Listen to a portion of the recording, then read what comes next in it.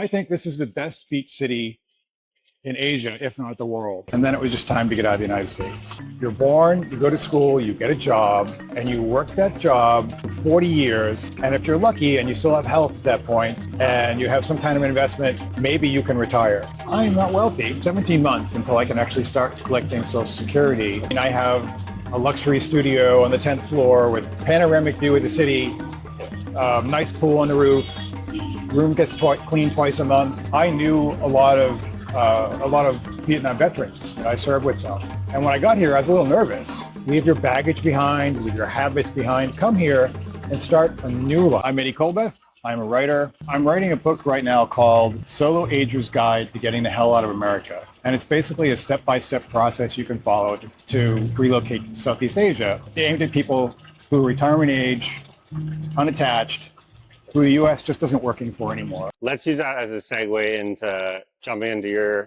what your budget's like here in Vietnam as an expat, what your daily costs are. So just let's start right off the top. When you wake up in the morning, start with a coffee, breakfast. What are you usually spending? I eat breakfast at home probably 90% of the time. Mm-hmm. So I'll make a protein shake, a protein smoothie with a banana. So that's maybe $2. Coffee costs me nothing. There's a market where I buy my coffee from, mm-hmm. and it costs me like $6 a pound, right? And it's amazing coffee. I make the coffee every morning. Yeah. What about lunch? Yeah, are you cooking? You going out? I go out for lunch most every day, and I always eat local food. Well, once again, 90% of the time when I go out, I eat local food. Mm-hmm. 12 or so local places, most of them on the other side of the river. So I just jump on my motorbike and go over and get lunch and come back. Okay, so that's super affordable then. What's your average spend on a lunch? $2. And I ate paleo for a decade, so I lived it, but I'm not doing that anymore. I can have whatever I want mm-hmm. as long as I meet my protein goals. So that's the main thing I think about. So like fish cake soup, yeah, duck salad, chicken salad, a beef pho bak viet. Yeah, And that's interesting too, having a specialized diet like that. Protein is extremely affordable here. So what about dinner? Are you eating out for dinners? I usually make dinner at home. Yeah.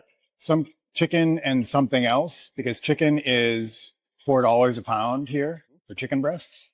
Season it, make it tasty. Could put it in the air fryer. Then I have protein for 2 days. Are you going to like one of the bigger grocery stores to buy in bulk? Actually, it doesn't matter where you buy it. Smoothie at home, coffee out. You're going out for a bowl of noodles or a local Vietnamese lunch, dinner primarily being cooked at home. Yeah, and then on Friday night, I splurge and I go have something upscale. Usually Western food might be pizza, could be a burger and a beer, sushi, ramen. And what's your usual sort of in USD? What's the price point for that meal? Less than $20. Yeah. Usually it's around 10. So monthly total, you're looking at? About $300 for all my food and restaurant expenses. And I'm eating well. If Much better than so I spent the 6 years prior to this in Mexico. And on the budget I'm living on here, I could only go out to eat once or twice a week and not for any kind of expensive meal. So the cost of food here is much cheaper. And the cost of eating out it's almost free. A $10 a day or a $300 a month budget. Just settling. And all high quality, chia seeds and flax meal in my protein shake, bin full of nuts and things like that, right? Like I'm eating well. That's great to hear, man. Where were you in Mexico? I spent a year in Puerto Vallarta, 2 years in Mexico City, 3 years in San Miguel de Allende. What would you say if you're $10 a day roughly for food costs here in Mexico, you thinking double that? It would be the same cost if I didn't eat out. Okay. But once you start eating out, and it depends, so here's the thing, whether I'm going to eat a high protein meal or a vegan meal, I can get it for the same price here. In Mexico, you can get a protein meal for a pretty low price, similar to the prices here, maybe $2 or $3. But if you want a vegan meal, you're going to pay $10 or $15 because there's no local vegan food really. But here you're spoiled for choice. This is what it's really about, right? Trying to share the literal day-to-day costs of people's lives, but also show people the example of how well you can live here and really showing people there's other options, right? That they don't have to be trapped or stuck in an overpriced, unaffordable cost of living at home, wherever home may be. Are you going out after dinner? What's your nightlife like? What I do in a day is kind of governed by my energy levels, how much I'm supposed to expend that day. I'm pushing myself really hard, especially for somebody who's freaking 60 years old, right? So if I haven't met my goals for the day, then I'll go out and take a 8 kilometer walk after dinner. Nice. Going on the beach, like take my shoes off, walk up the beach, and then maybe walk back on the sidewalk. Living in a city like this on the beach where a lot of people, their primary nightlife activity, you're going to go for a stroll on the beach. Maybe you stop for a drink, whether it's alcoholic or non-alcoholic, or maybe you just enjoy the beauty of it. I think this is the best beach city in Asia, if not the world. This city has the best walking of almost any other city I've been in. I love living in San Miguel. It's so beautiful. And the walking there was nice, but you had to be like, anytime you were walking, you were practicing agility because the streets aren't even, yes. right? And here, like you could be disabled and go on a long walk and be okay. There's nothing to trip over. Everything's flat. It's not too good mix of locals, of expats, and tourists. And you can walk along on the ocean, or you can go to the river and walk along the river too. Yep. And that's just as beautiful. What about gym memberships? Obviously, you're working out. You're doing a lot of athletic stuff. I spend about $25 a month on a gym membership. Mm-hmm. But for the first 6 months I was here, I had a personal trainer. I was spending considerably more. So what did the trainer cost? Like how many sessions a week? Full breakdown. For 20 sessions at once, $8 a session, $10 a session. $150 US or $160 US for 20 sessions, $8 a session, all in for 3 sessions a week with a trainer, a gym membership 25, we're talking maybe 125. Well, the gym membership was included when I was just training. Great then. You're talking about $100 a month to get full personal training, 3 sessions a week, a gym, small gym, good facilities with air conditioning. It's not overcrowded. The equipment isn't old. It's not stinky. What about health insurance? Do you go with healthcare? Do you self-insured? So I was paying for insurance in Mexico when I was working. Premiums kept going up. Once you start getting older, they start trying to screw you with insurance premiums, and they were trying to phase out the plan I was on, so they kept bumping it up, and it got up almost $400 a month. And I started doing the math. I'm like, I didn't spend $1,000 last year on insurance. There's no way I'm going to pay for that again. So I figure, including medication, exams, everything, I'm paying maybe $100 a month for medical expenses. Healthcare. Maybe $70 of that a month is medication. One of the problems with healthcare in Vietnam, or challenges, especially for foreigners, is there's no website, there's no place where you can go to get ratings or where you can rate doctors. All word of mouth.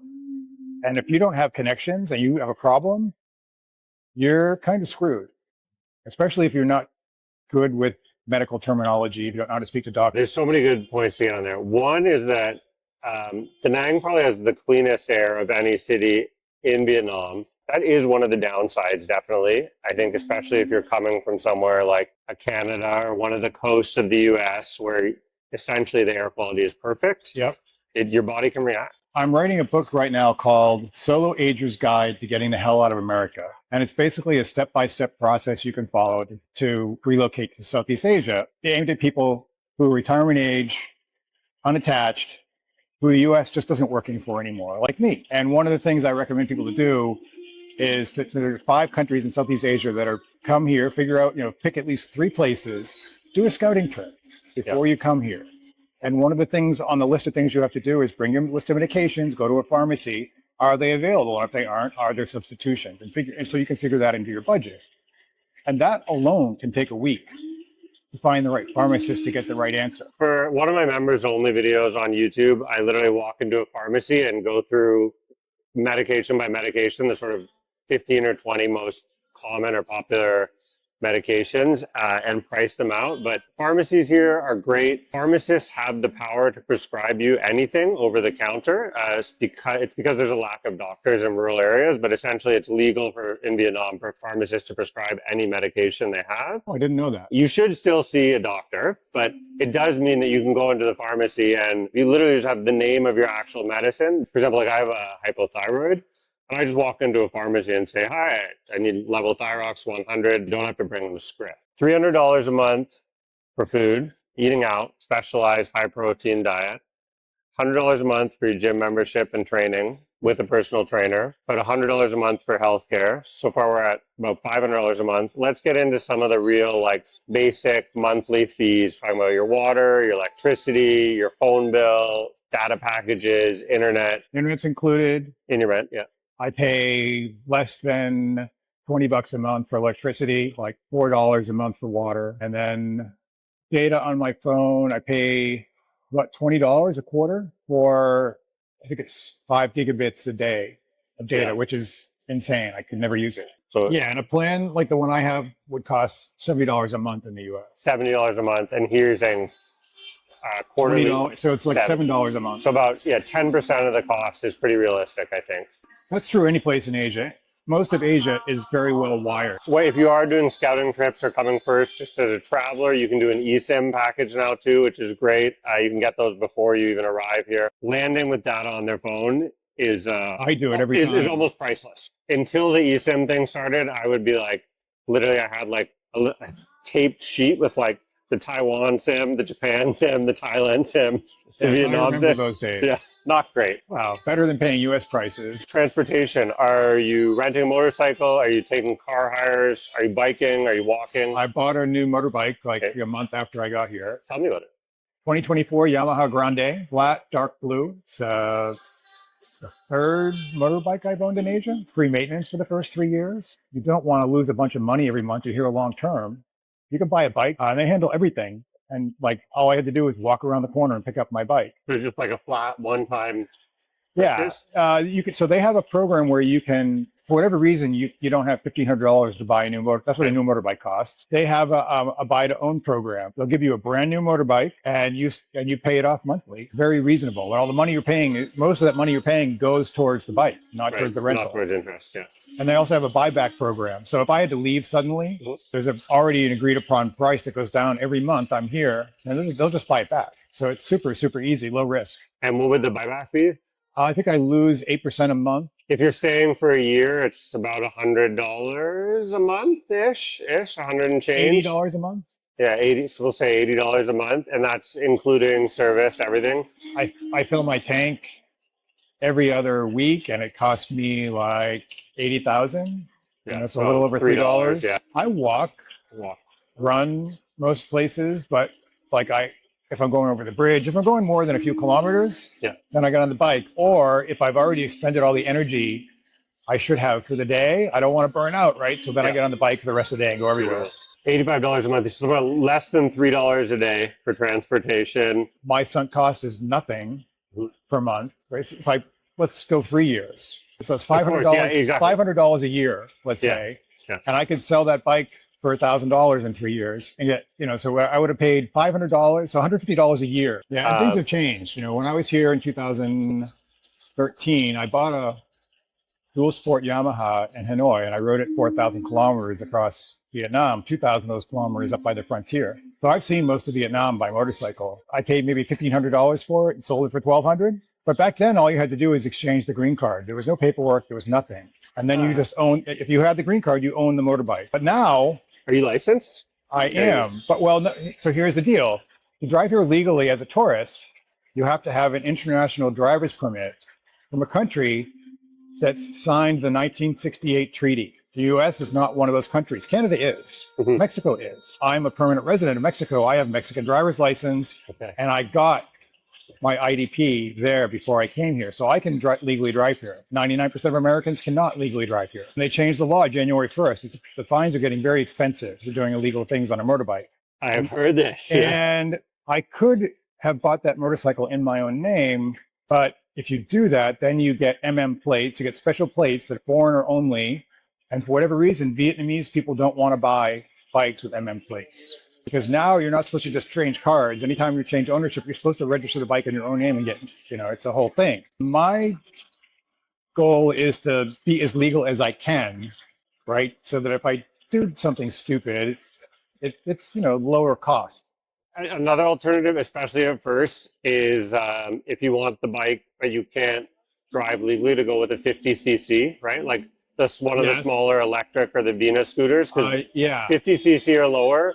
50cc is still street legal. Yeah. But electric motorbikes are no longer legal without a license You can drive it has to be a pedal motorbike, a pedaled electric, Yeah, and it like can so only a go to a helper certain bicycle. speed. Now coming back in the comments, I've made various past videos about, you can and can't do this. And there's, when I first got here in 2019, you could essentially get as drunk as you want and drive wherever you want without a license. And and no one was wearing helmets, which is, we're not talking about that long ago, right? So Well, when it's I was here in 2013, there was a helmet law. a gradual change, right? Like things seem to get instituted first in Ho Chi Minh City. Like the big crackdowns, the policing crackdowns happen there. Whereas you'll go to Hanoi, plenty of people still aren't wearing helmets right now, today in 2025. And that's what I've heard is that they're starting to do the sidewalk clear off, passengers without helmets, kids without helmets, whole issue Well, here. the thing is that because there are no standards for helmets, it really doesn't matter if you're wearing a helmet or not, unless you're wearing a helmet that's certified, safety rated. And I'm wearing one, but 95% of people out there are wearing essentially plastic bowls on their heads with straps. That's a very good point, is that regardless of in what way you're getting on a motorcycle, if you are getting on a motorcycle, it is 100% worth investing minimum 20 to 40 US dollars to buy a full back helmet that's going to cover your head. Yeah. A couple more budget lines for the month, travel or recreation costs, either within the country or within Southeast Asia. I have a small retirement. I have some savings, but it's about 17 months until I can actually start collecting Social Security. Okay. And once I do, then I'll have plenty of money. Yeah. But now I'm erring on the side of caution in case something goes wrong. If I get sick, if I get hurt, Yep. I want to have money in the bank to take care of stuff, right? And I'm not wealthy. I'm okay. By Vietnamese standards, I might be wealthy, but not by my standards. So I'm a little cautious on money I spend. Every other visa, I try to leave the country for at least a couple of days, just because I want to stay on the good side of Vietnamese immigration. I don't want to see them just see me do a border hop every time. And I don't really know if it makes a difference, but if I was a border guard and I saw that, I'd be like, okay, this guy, he's not just here all the time. And Okay. I've done the visa thing on the bus. Yep. Which is, it's okay. What are your costs? Like there's the Lin visa, Yeah, right? Lynn visa. It's a couple $100. Yeah, about 160 or $200 every 3 months. It all depends on what you need from them. And if you need them to expedite your visa because you haven't applied for one outside the country, they used to be able to get it ahead of time, about 70% of the time, so they say. But when I did it, that stopped.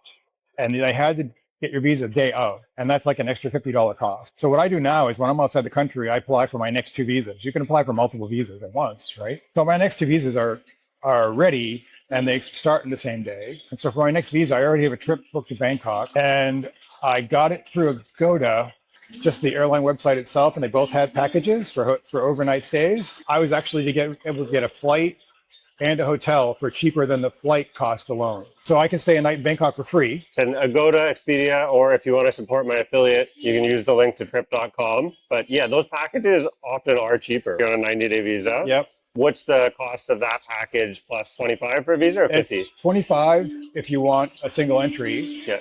But 50. I think it's always better to have a double entry. So I always apply for one, even though I don't use it very often. So $50 for the visa, and then $100 for a round trip plane ticket. I think it's 164, 156. I think it was round trip, including a night in a hotel. 200 maybe with your food costs, $220 or $250 every 3 months. Very affordable. Maybe another $75 a month. Retiring here is risky. It's not for everyone. You can go to Cambodia, you can go to the Philippines, you can go to Thailand. They all have retirement visas. Cambodia is the easiest to get. All you have to do is show up and apply, and they give it to you. You don't need to make any financial requirements. You renew it once a year. It's super easy. It's cheap. What does it cost? I think it's like $100. $100, yeah. Someplace around there. Someplace between 70 and 120. An annual visa or something like that? Yeah. Yeah. And the Philippines, almost no one gets a visa. You can get a retirement visa if you want for 3 years. For Americans, right? But almost no one gets one because you can just show up and extend your visa forever. They think you get 6 months on arrival and you can just keep renewing it. There's been some noise that they're going to crack down on it, but they haven't yet. So.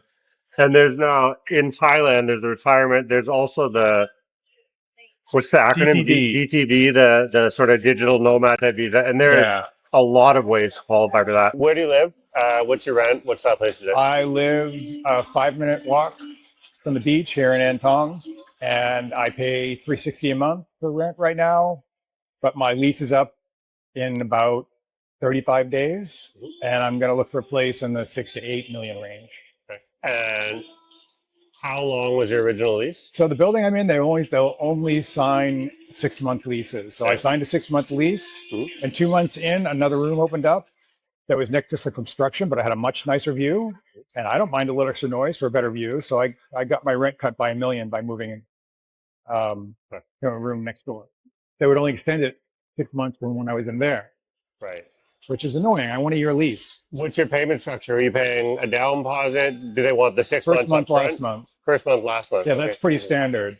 The only time I see longer months is if you're renting a house. Yeah, so They we want, like, rent a 3 house months that up. want the 3 months. Yeah, Yeah. we do in 3 month increments And essentially. if you want to pay 6 months, maybe you can get a better monthly price in the rent. Yeah. Let's put it all together. We're talking 300 for your food costs, for the gym, including personal trainer and air conditioning. That's 400. Roughly 100 for medical, pharmaceutical, etc. So at 500 a month. Electricity, water, phone. We're talking about roughly $25 a month, $525 a month. Transportation, another 75, 600. Throw in the visa, 675. I'm gosh, at what, 1125 ish about? I usually spend under $1,200 a month